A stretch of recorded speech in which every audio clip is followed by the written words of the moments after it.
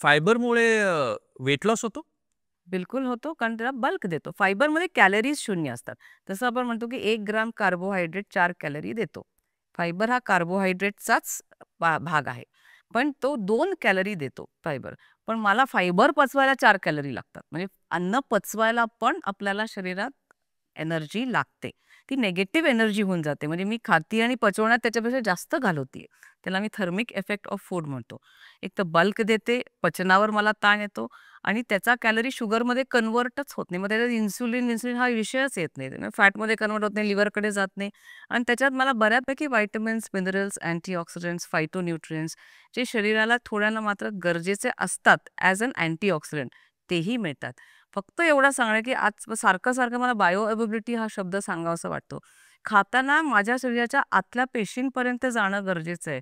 उगाच तो tick mark नको. मी सॅलड खाल्ला, मी अंडं खाल्लं. मी अंडं स्क्रॅम्बल्ड करून खाईन किंवा मी सॅलड कोशिंबीर करून खाईन, स्मूदी करून पीईन. आय थिंक हा कल्चर आपल्याला डेव्हलप करणं गरजेचं आहे.